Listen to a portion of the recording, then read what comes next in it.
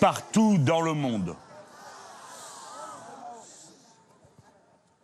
Partout dans le monde.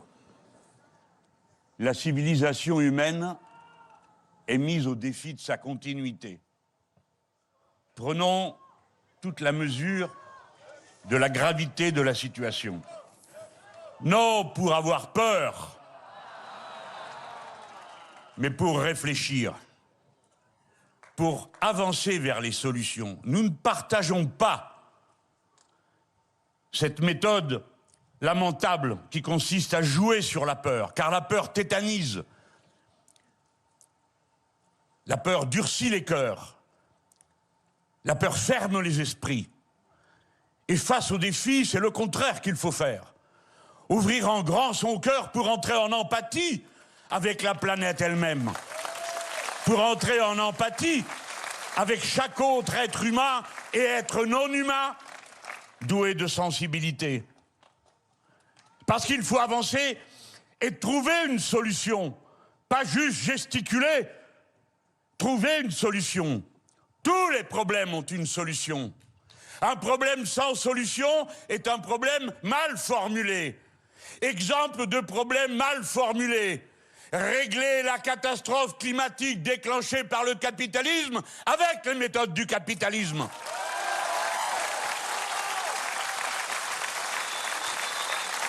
Le climat bifurque. Il détruit toutes les chaînes de production. Il détruit l'ensemble des moyens par lesquels jusqu'à présent on a produit, consommé et échangé. Il faut donc que de fond en comble, la politique, elle aussi, bifurque et que l'on passe non pas à la transition écologique, mais à la bifurcation écologique. Que l'on prenne au sérieux les mots que l'on utilise. Quand en 2019, nous avons fait une proposition de résolution, nous autres, le groupe des 17 Insoumis, pour que la France déclare l'état d'urgence climatique, on nous a dit, texto, vous ressortez vos vieilles lunes. C'est ce que nous ont dit LREM et les Républicains au moment où ils ont décidé de voter contre. Et pour finir, c'est eux qui, dans une autre loi, ont introduit un article à la dérobée, disant qu'il y avait un état d'urgence climatique en 2019. Et qu'est-ce qu'ils ont fait depuis? Rien, absolument rien, sinon continuer les méthodes avec lesquelles tout se détraque et tout va dans la catastrophe que vous voyez. Mais pour autant, nous savons qu'on peut inverser le cours des événements à condition de prendre et d'aller jusqu'au bout des bonnes décisions qu'il faut prendre. Elles sont de deux natures. Premièrement, prévenir, c'est-à-dire stopper les causes qui contribuent à l'aggravation du changement climatique, car nous ne sommes pas au bout des paliers que la politique de la droite, la politique de la finance, la politique des Macron est capable d'atteindre pour faire bifurquer encore plus le climat. Et puis, il faut envisager aussi de réparer, je dis bien réparer, rendre à la terre sa fécondité en cessant de la polluer avec les glyphosates. Rendre l'eau qu'on emprunte à la rivière plus propre que celle que nous captons, car nous l'avons polluée avec tous les pesticides et leurs dérivés. Rendre l'air plus propre que lorsque nous l'empruntons, car nous, les êtres humains, dans ce régime économique, nous avons aussi pourri l'air. Prévenir, réparer, et ne pas accepter l'idée que la nature aurait un prix, que la nature aurait un prix et que par conséquent, on pourrait payer le prix de la réparation. Il faut cesser de détruire les équilibres qu'au fond de milliers et milliers d'années, l'environnement qui nous entoure a construit. Il faut entrer en empathie et peut-être s'interroger sur le fait qu'en pensant qu'il y a d'un côté une nature et de l'autre côté une culture des êtres humains, nous pensons correctement la réalité. Car au moment où nous venons de vivre la plus grande sécheresse que la France ait jamais vécue depuis 500 ans, nous avons vu quand une forêt brûle quelque chose que nous avions du mal à mettre en mots. Et ce quelque chose, c'est que ce n'est pas la forêt qui brûle, c'est nous qui brûlons avec. Toute la part qui en nous est la forêt, toute la part qui en nous sont les animaux qui y vivent. Nous ne voulons plus de ce système.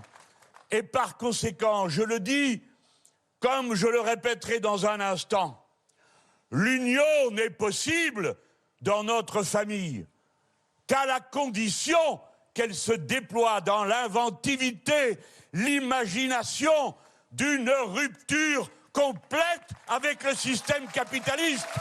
Ces méthodes pourries et la cupidité infâme qui anime. Cet été ont brûlé 5000 hectares de forêt. 5000 hectares de nous-mêmes ont brûlé. Et pas seulement en France. Merci à ceux qui nous ont aidés des pays voisins.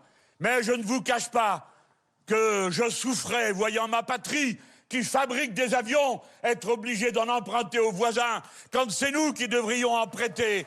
Comme nous aurions dû courir à la rescousse de nos frères et sœurs algériens, quand a brûlé le 10% de la plus belle réserve de biodiversité qui est en Algérie.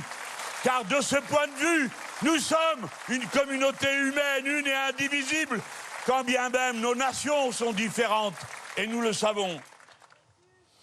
Il faut cesser de ne pas prendre au sérieux les mots qu'on emploie. Nous demandons que face à cette sécheresse, l'état de catastrophe naturelle soit déclaré pour que les 10 millions de personnes dont la maison a craqué, parce qu'on l'a construit stupidement sur de l'argile, sans tenir compte d'aucune des alertes que les scientifiques et les politiques avaient lancées avant, comme nous l'avions fait.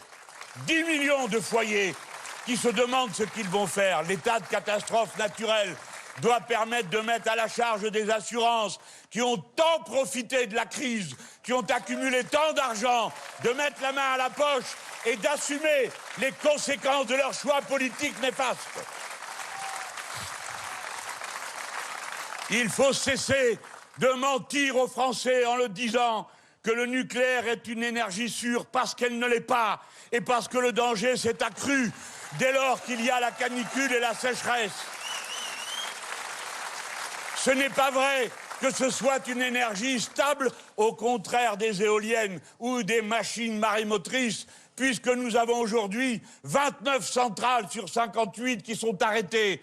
Autrement dit, parce que tous ces gens viennent de découvrir que le nucléaire aussi est sur la planète Terre, sous le climat de la planète Terre, et qu'on ne refroidit pas une centrale avec de l'eau chaude.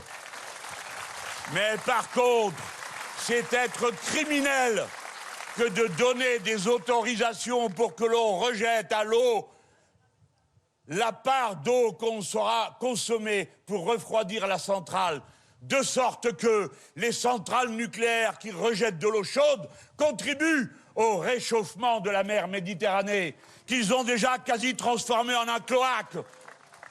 Il faut cesser de ne pas écouter les propositions quand elles sont faites. Il faut accepter d'en discuter, même si c'est pour les rejeter.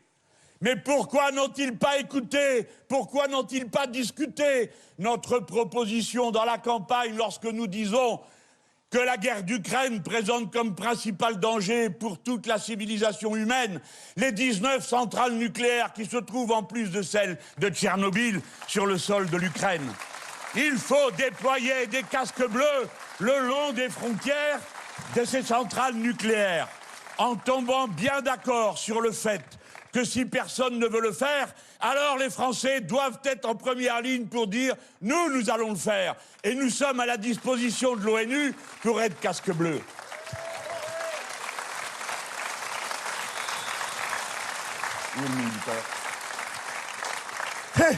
Ils sont devenus fous, il n'y a plus de minuteurs. Voilà, je peux parler pendant des heures. Hein. Bon.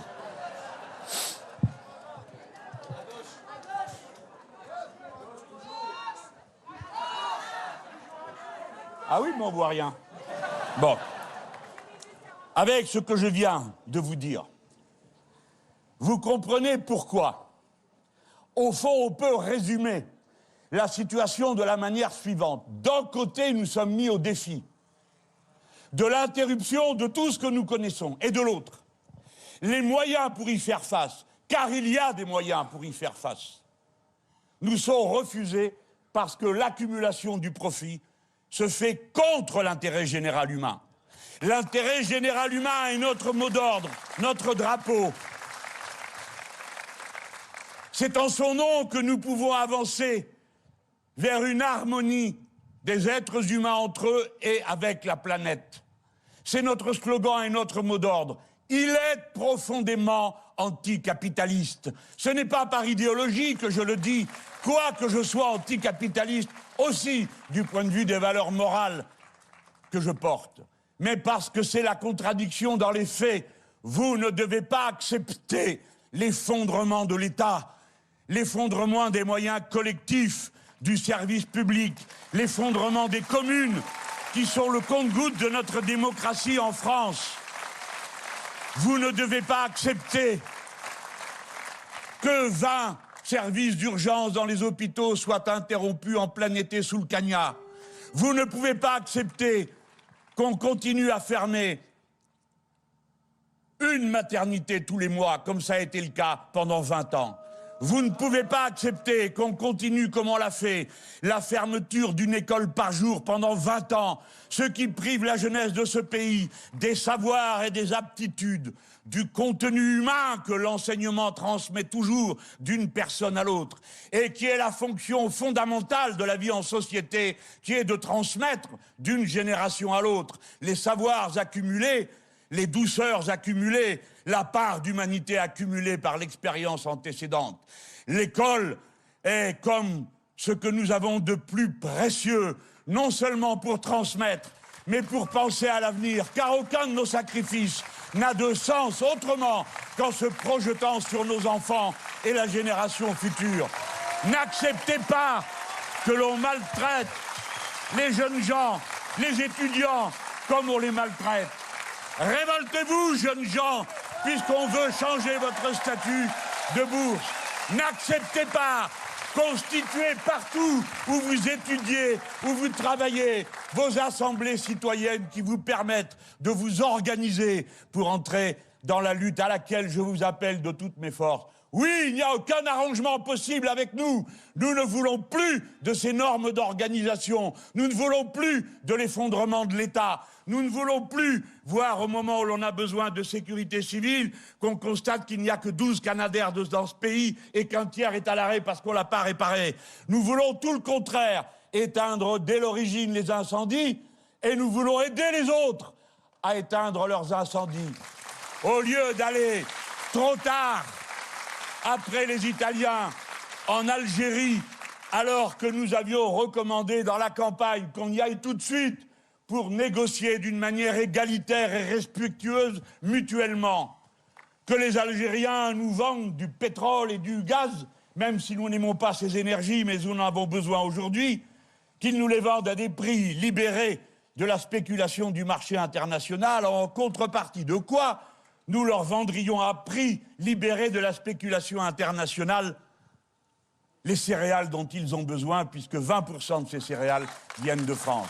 Enfin, un échange égalitaire, respectueux mutuellement, où personne ne fait la leçon à l'autre et ne prend des grands airs pour faire à celui-ci, à celle-là, des leçons qu'on ferait bien de s'appliquer à soi-même.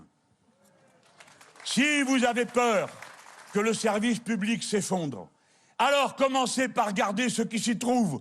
Il y a 800 000 précaires dans les 3 fonctions publiques. Titularisez-les immédiatement, parce qu'alors ils resteront. Ce que ne veulent plus faire les gens, c'est faire des heures de trajet pour être payés avec des salaires qui ne leur permettent pas de vivre. Collez-vous ça dans la tête, vous avez affaire à des êtres humains, pas à des ressources humaines. Des êtres humains qui veulent pouvoir vivre et non pas survivre. Au lieu de quoi, M. Macron a choisi l'affrontement. Je dis bien, il a choisi l'affrontement. Nous sommes le seul pays d'Europe développé qui refuse une augmentation du SMIC plus haut que le niveau de l'inflation. Les Anglais, qui ne sont pas spécialement des communistes, les Espagnols, les Allemands, tout le monde augmente les salaires en allant au-delà de l'inflation pour permettre que ne s'éteigne pas le moteur de la consommation populaire, qui n'est pas de la surconsommation populaire, qui est de la consommation de survie à peu près partout. Il a refusé.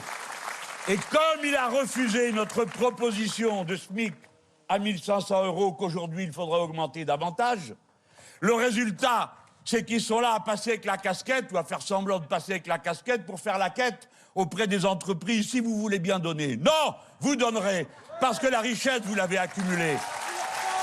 Et quand je parle comme je suis en train de le faire, je distingue la petite entreprise de la très grande et de la multinationale, parce que la ruse du capital, c'est toujours la même. Pousser les petits devant pour protéger les très gros. Les petits paysans pour protéger les gros paysans qui plantent des subventions.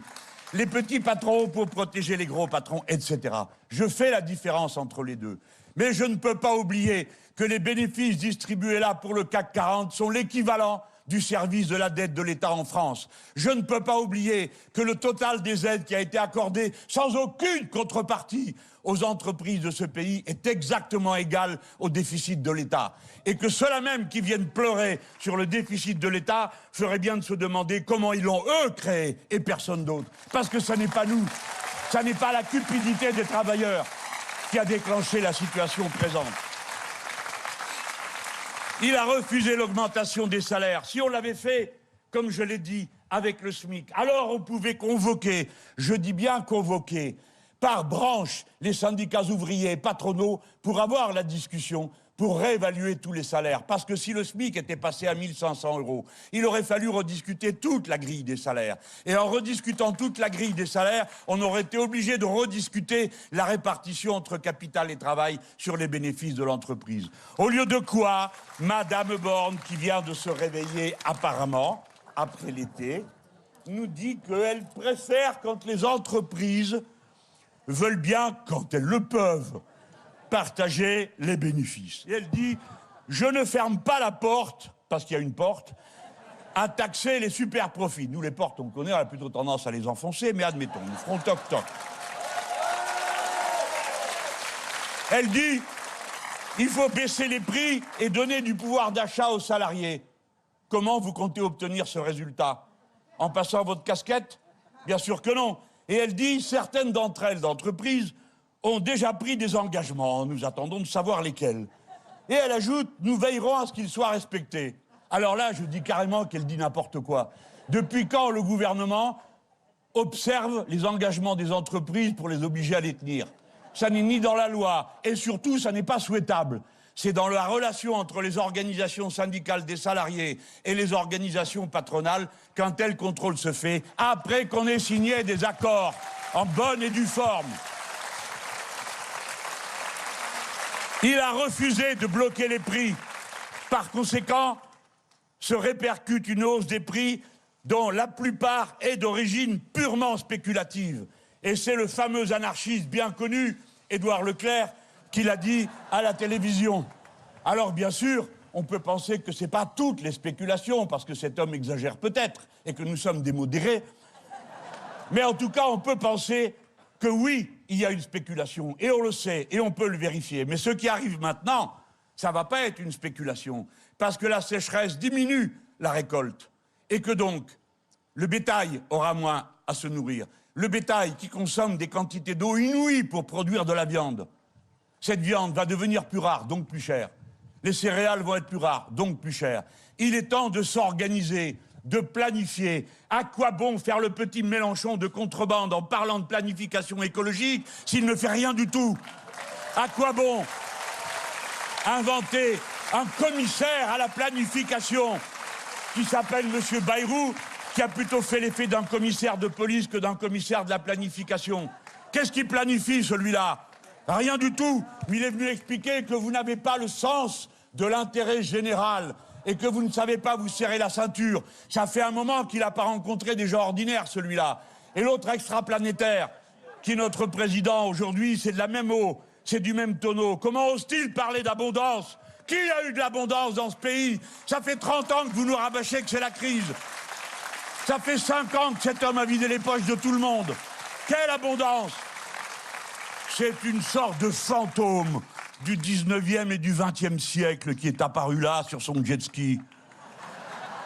Il est venu nous dire abondance, mais il n'y en a jamais eu. C'est à un mot pareil qu'on comprend qu'il n'a rien compris à la crise écologique. Il n'y a jamais eu d'abondance.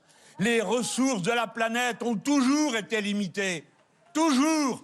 Et on le sait depuis des années et des années et des années.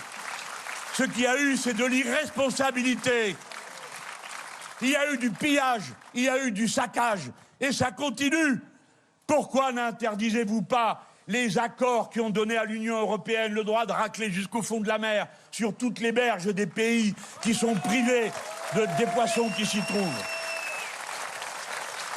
Il a choisi l'affrontement parce qu'il vous annonce qu'il va faire une nouvelle réforme de l'allocation chômage.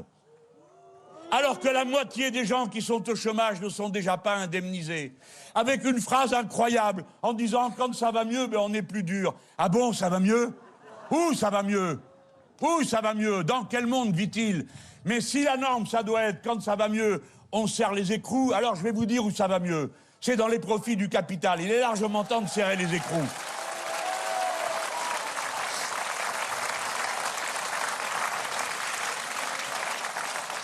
Autrement dit, on ne peut pas faire face à l'ampleur de la crise qui résulte du climat si on ne s'en donne pas les moyens. Or, les moyens sont trustés par quelques-uns. Il faut donc un partage énergique et fondamental entre le capital, le travail et, d'une manière générale, toute la société. Car il n'y a pas que le travail.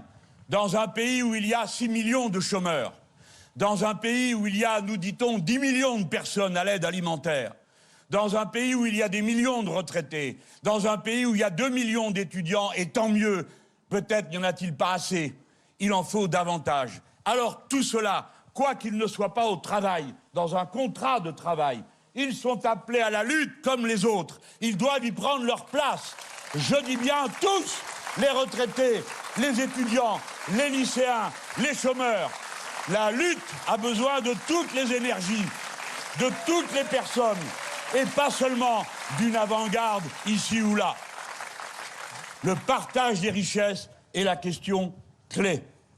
Je vous l'ai montré tout à l'heure. Le déficit de l'État correspond aux cadeaux qui ont été faits aux entreprises. Les bénéfices des sociétés correspondent exactement à la part de l'argent qui a été distribué. Ces chiffres se retrouvent, ils sont sans appel. Regardez ce qu'est devenu l'Angleterre, grand pays dévasté par le libéralisme, où plus rien ne marche. Eh bien, nous en prenons le chemin. Nous sommes en voie de tiers-mondisation quant à l'hôpital, quant à l'école, quant à la sécurité civile. C'est cette pente qu'il faut renverser. Nous en avons les moyens et nous irons les chercher là où ils se trouvent. C'est la raison pour laquelle, au nom de l'intérêt général de notre pays, il est temps de taxer les profiteurs de crise qui se sont enrichis grossièrement pendant cette période. Il faut les taxer. Il faut augmenter la contribution des très grandes entreprises au financement de la vie collective. Quand même, quand les États-Unis d'Amérique augmentent de 6 points leur taxe sur l'entreprise, qu'on n'aille pas de nous dire que c'est devenu un État chaviste tout de même, non? Bon, alors, on pourrait peut-être aussi en France se demander si ce n'est pas le moment de renverser la pente qui fait qu'au cours des 30 dernières années, on a dû passer de 44 ou 45% du taux de taxe à 25 ou à moins de 25 aujourd'hui. Parce que nous sommes en danger tous, autant qu'on est. Et que l'on soit entrepreneur, salarié, et surtout la production elle-même est mise en cause. Donc on peut. Comment se fait-il que la France soit le seul pays qui ne le fait pas, qui n'augmente pas le salaire minimum comme c'est le cas des autres pays développés, qui ne crée pas une nouvelle fiscalité par rapport aux bénéfices des entreprises, en la différenciant bien sûr selon qu'elle va en dividendes ou qu'elle est en investissement. Mais ces gens ont rempli leur poche d'une manière incroyable et on n'en retrouve pas la trace dans l'investissement. Ils n'ont pas augmenté les salaires, on le sait, mais ils n'ont pas non plus acheté des machines, mais ils n'ont pas non plus fait baisser les prix. Ils ont accumulé, et cet argent accumulé n'est pas dans la production, dans le changement des machines dont nous avons besoin pour faire la bifurcation écologique, dans l'innovation à laquelle il faut sacrifier autant d'argent qu'on peut pour produire autrement et cesser certaines productions. Il ne faut plus produire de plastique. Il faut produire du plastique biosourcé. Parce que le plastique, vous le retrouvez dans la neige, dans l'eau, dans toutes vos consommations. Nous avons besoin de plastique biosourcé. Il faut arrêter les autres productions. Évidemment, il faut que l'un se fasse pendant qu'on fait l'autre. Évidemment. Mais dites donc, on nous avait fait le même raisonnement à propos de l'énergie. On nous avait dit, vous allez mettre la France dans le noir. Non, c'est vous qui êtes en train de la mettre dans le noir. Parce que vous avez tout mis dans le nucléaire et que ça ne marchera pas. Qui demande? L'ONU, le secrétaire général de l'ONU. Qui demande? Le Fonds monétaire international, qui, avec la Banque mondiale, est responsable d'une bonne partie des désastres du néolibéralisme qui a saccagé la planète. Et même la Commission européenne, c'est dire. Alors il ne reste plus que le roi des réactionnaires en Europe, celui qui fait signe à ses bons copains les riches, non seulement ceux de France, mais ceux du monde entier. Viendez, ma bande, il y a des sous. Alors, je vous l'ai dit, la gravité exige de nous un constat commun. Pas pour avoir peur, mais pour savoir comment s'y prendre. Il faut changer les mentalités. Même nous qui gouvernerons, quand nous gouvernerons, nous devrons gouverner autrement. Nous sommes entrés dans l'ère de l'incertitude. Comme m'a dit hier Grégory Doucet, le maire de Lyon, il nous faut apprendre à gérer, en gros, faire de la gestion des risques, comme les associations humanitaires savent le faire. C'est-à-dire, d'abord écouter les alertes, pas les mépriser. Et ensuite, regarder évidemment si elles sont fondées et dans quel délai elles se mettent en œuvre, ces alertes. Et enfin, comment on y répond, c'est-à-dire quels moyens on doit déployer. Et ensuite, une fois qu'on sait quels moyens on doit déployer, alors on les déploie. Et pour les déployer, on prend l'argent là où il est, parce que nous savons qu'il y a besoin d'argent pour modifier toute cette production. Mais nous avons aussi besoin de services publics qui fonctionnent. Ce n'est pas un caprice ou la protection d'une corporation. Vous mettez gravement en danger la France quand vous décidez que, pour prendre l'exemple de la région la plus peuplée du pays, l'Île-de-France, plus de la moitié des personnels sont des contractuels et que vous décidez que vous allez embaucher 1000 personnes et les transformer en professeurs en 4 jours. Cette énorme et gigantesque déqualification du métier sera bientôt suivie de la démission d'un très grand nombre de ces 1000 personnes qui vont découvrir qu'on ne s'improvise pas plus professeur, qu'on ne s'improvise plombier ou médecin chirurgien. C'est un métier. Il faut cesser de saccager les qualifications professionnelles. Il faut cesser d'utiliser l'apprentissage comme une manière de se passer de lycée professionnel, fournir de la main-d'œuvre à bon marché et faire comme si c'était la solution qui en plus permet de soulager les statistiques du chômage, qu'il ne croit pas un seul instant qu'on n'a pas vu.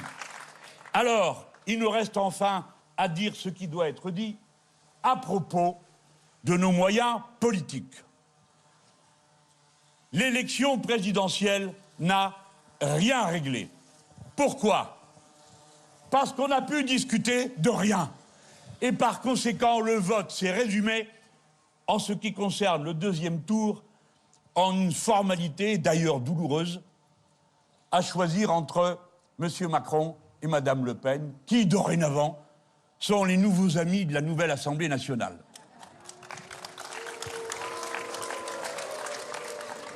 Et puis, parce que s'il y avait un doute sur la question, c'est-à-dire que veut au juste le peuple français, ce qui, j'en conviens, n'est pas forcément simple à définir. Quand 3 blocs émergent, à peu près égaux, et que le 4e est fait d'abstentionnistes. Alors, il faut se battre pour convaincre. Nous ne croyons qu'à cette méthode-là, c'est-à-dire à la démocratie. Mais tout de même, je veux rappeler, pour montrer à quel point nous sommes dans une crise politique, que le président, à peine élu, 1 mois et demi plus tard, a été battu à l'élection législative. Et ce n'est pas tout.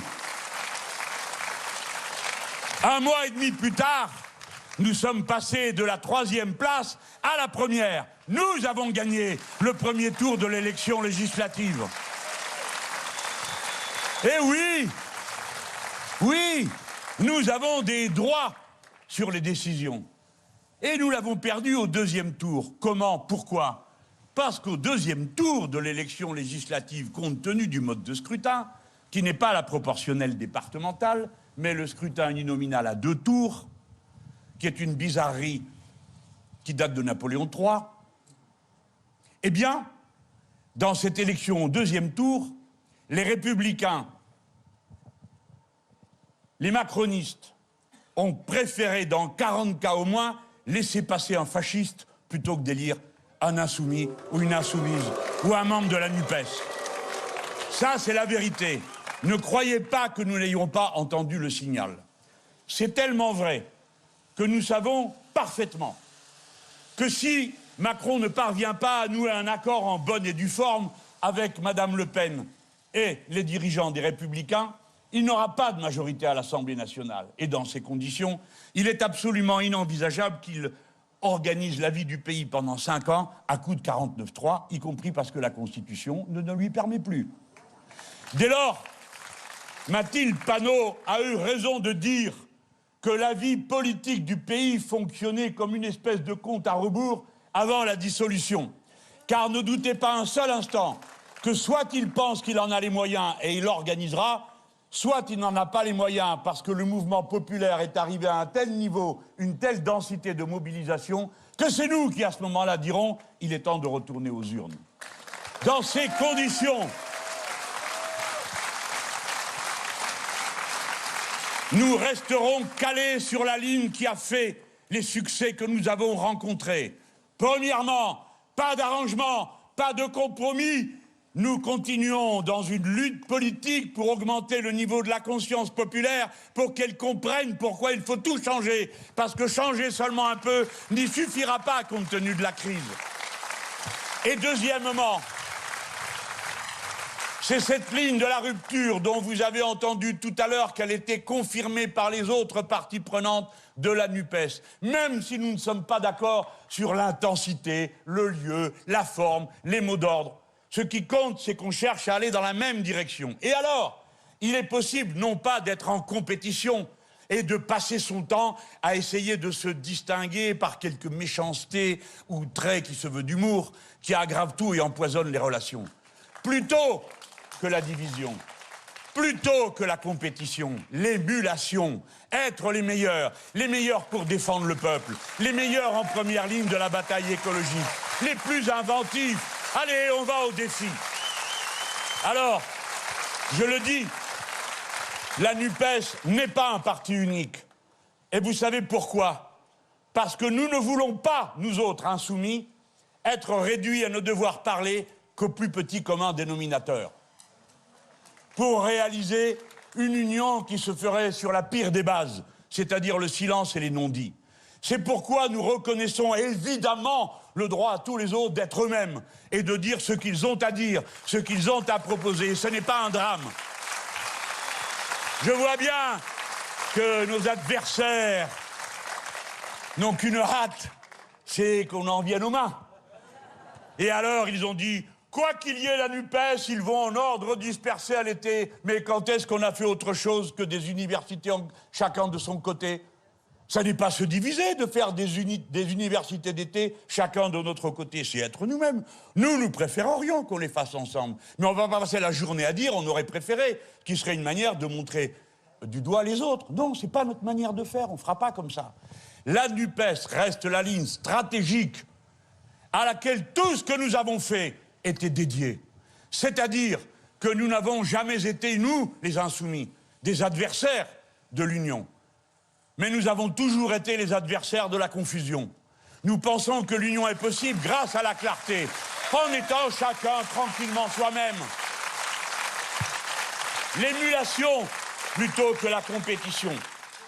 Et puis, voyons justement ce qui est à portée de notre main. Pour ma part, je n'ai aucun inconvénient à ce que David Cormand veuille que LV se distingue en refusant le blocage des prix. Nous continuerons à dire que nous sommes pour. Mais je veux dire qu'il est contre, qu'est-ce que vous voulez qu'on y fasse? Et puis après tout, c'est une idée comme une autre. Il l'expliquera. C'est pas un problème, quelle que soit l'idée. Mais je vous ai cité il y a un instant un écologiste, le maire de Lyon.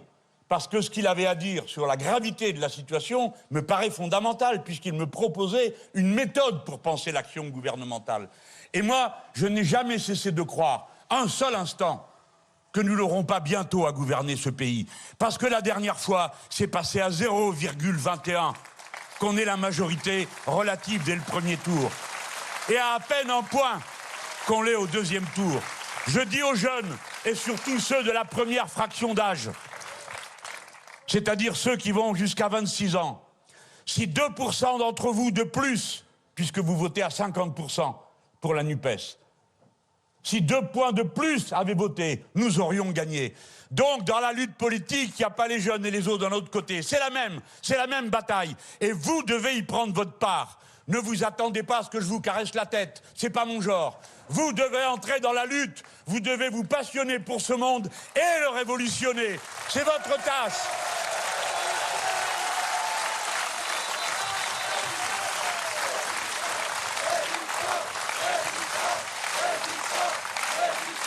Amis, nous en avons parlé rapidement. La proposition que fait le premier secrétaire du Parti socialiste et qui a été rappelée à cette tribune, nous ne la rejetons pas, elle nous intéresse pour 2 raisons.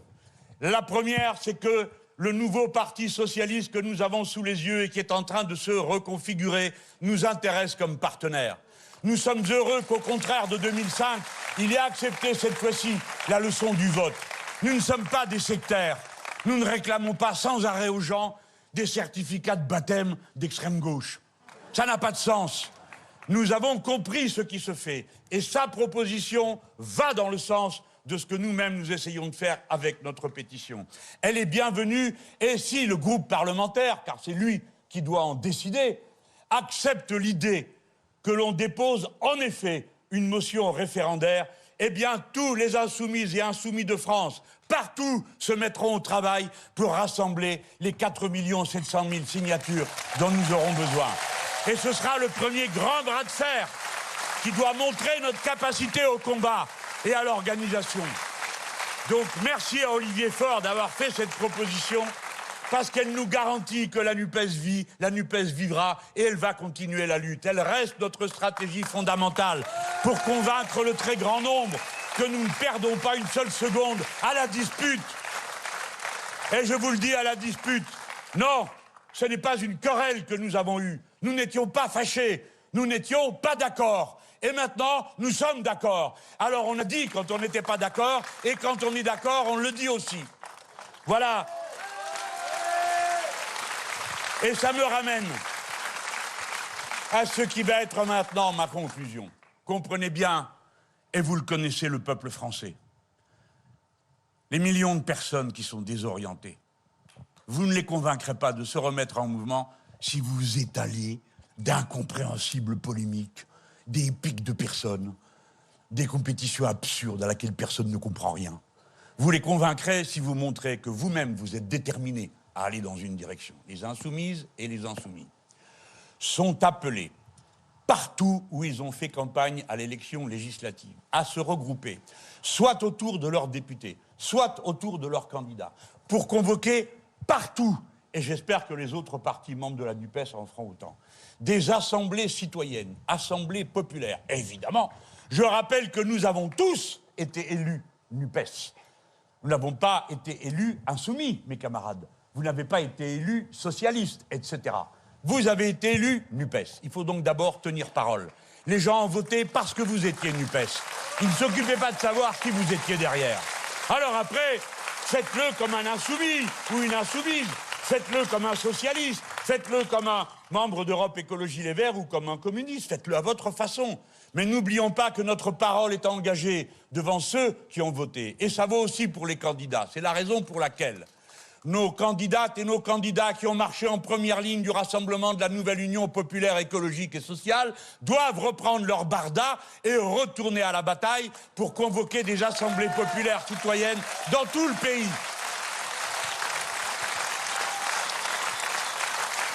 Insoumises, insoumis, soyez ce que vous êtes, un mouvement utile. Nous sommes un mouvement, pas un parti. Un mouvement utile. À votre tour d'aller au-devant des gens, de montrer qu'on a raison de ne pas se résigner, à aider partout où on le peut. Faites des collectes de matériel scolaire, puisqu'hélas, l'école n'est plus gratuite. Donnez-les aux associations qui s'occupent d'organiser la distribution. Soyez présents en prévision de ce qui arrive, car ils n'ont tenu aucun compte des alertes sur la sécheresse et ils ne tiennent aucun compte des alertes de la météo qu'ils ont à moitié détruite en supprimant son personnel, qui leur annonce pour le mois de septembre et d'octobre des pluies diluviennes. Constituez partout sur les littoraux des escouades citoyennes qui se mettent à la disposition des communes et des services de sécurité pour venir aider quand le déluge va s'abattre et qu'il faudra partout qu'il y ait plein de bonne volonté pour s'engager dans l'action. Partout, soyez présents. Nulle part, il n'y a de fatalité. Qu'elle tombe du ciel, la riposte viendra toujours de la mobilisation humaine. Vous autres, les lycéens et les étudiants, faites-en autant. Préparez l'action, ne vous résignez pas. Et puis, je l'espère, nous aurons une belle marche à la moitié du mois d'octobre. Et sans doute parce que tout le monde saura qu'il y a une belle marche commune à l'appel de ce collectif qui vient de se constituer, dans lequel il y a la NUPES, mais aussi des syndicats, mais aussi des associations. Eh bien, c'est tous ensemble que nous allons commencer à préfigurer ce nouveau front populaire dont nous avons besoin dans ce pays pour renverser la table. Cette fédération populaire dont nous avions rêvé. Et puis, si tout le monde n'est pas d'accord, eh ben, c'est pas grave, on fera avec ceux qui sont d'accord. Et à chaque fois, on avancera, sans montrer du doigt qui que ce soit, mais toujours en appelant au combat et à la mobilisation, toujours en refusant la résignation, toujours en regardant que nous sommes grands, que nous sommes nous-mêmes, c'est-à-dire ce courant qui vient de la profondeur du temps et de l'humanisme né au XVe siècle, de la plume de Christine de Pisan, en commençant la révolution féministe qui doit aujourd'hui se terminer, en passant par Pic de la Mirandole et qui dit une chose très simple: les êtres humains sont entièrement et complètement responsables de leur propre histoire. Il n'y a aucun destin qui les pousse d'un côté ou de l'autre. Et même si le monde est absurde, comme Camus l'a parfaitement bien pointé, alors c'est en roulant le rocher, quand bien même il redescend 100 fois, le remonter, parce que le cœur d'un être humain se construit dans l'aspiration au sommet. Et le sommet, ça ne veut pas dire le sommet de la hiérarchie, ça veut dire le sommet du crapahut, c'est-à-dire le sommet de l'humanité, du partage. Alors, ayez en vous, quelle que soit la difficulté, permettez-moi de vous le dire, dans la position singulière qui est la mienne dorénavant et depuis ces 3 élections qui ont eu lieu. Singulière parce que si je suis en retrait, parce que je l'ai décidé de ne pas être candidat pour la 7e fois à un mandat parlementaire, parce que les électeurs de ma circonscription m'avaient donné un beau et joli billet de sortie en me donnant 55% des voix dès le premier tour à la présidentielle. J'ai décidé d'être en retrait de cette première ligne de front, magnifique, magique, qui a continué si bien l'esprit des 17, l'extraordinaire groupe de 75 que dirige avec brio, force, enthousiasme, Mathilde Panot, qui a inventé le féminin du mot tribun. Ce groupe est fier. Ce groupe est fier d'être le groupe des mal habillés, même quand il met sa tenue du dimanche. Après tout, si après les sans-culottes, il y a les sans-cravates, ça nous fait plutôt plaisir. La marche doit avoir lieu, et à vous tous, je dis, il vous faut incarner quelque chose qui est plus grand que vous, qui est la France, qui entre dans une période d'ébullition. La crise politique est à son comble. Je ne vais pas refaire un segment de discours. Je vais vous lire un résultat de sondage, moi qui ne les aime pas, mais puisque les autres les aiment tant. C'est un sondage Harris pour Challenge, qui n'est pas un journal anarchiste. 26% des Français pensent que la France est un régime autoritaire. Ils sont lucides. 37% estiment, 37%, que les élections sont faussées. Honte à ceux qui ont empêché qu'on débatte des sujets qu'il y avait à trancher. Et 55% pensent que la démocratie ne fonctionne pas bien, d'une manière ou d'une autre, sous une forme ou sous une autre. Le moment venu, l'Assemblée constituante devra être convoquée pour que le peuple s'autofonde en refondant les institutions qu'il veut avoir en commun. La révolution citoyenne a pour objectif la 6e République écologique et sociale. La révolution citoyenne a pour objectif la parfaite égalité en droit des femmes et des hommes. La révolution citoyenne garde en objectif le fait qu'il n'y a aucune différence entre un être humain et ce qu'on appelle la nature dont il dépend. Voilà qui nous sommes. Alors, ce qui pour vous doit être la plus grande force, c'est d'être capable de marier le pessimisme indispensable des constats. Le changement climatique est commencé et il est irréversible. Il va désorganiser la civilisation humaine. Le pessimisme du constat ne doit pas paralyser l'optimisme de l'action. Car nous n'avons que l'action pour changer le monde. Il ne s'en changera pas tout seul. L'être humain, nous le savons, nous qui sommes de l'humanisme global et radical. L'être humain est l'auteur de son histoire. Avançons avec la force de la vie. Parce que la vie, quand elle se répète d'un instant à l'autre, est un combat contre le néant à chaque instant. La force de la vie, la certitude de l'aube et l'énergie du fleuve qui toujours, quoi qu'il arrive, quoi qu'il se passe, va à la mer.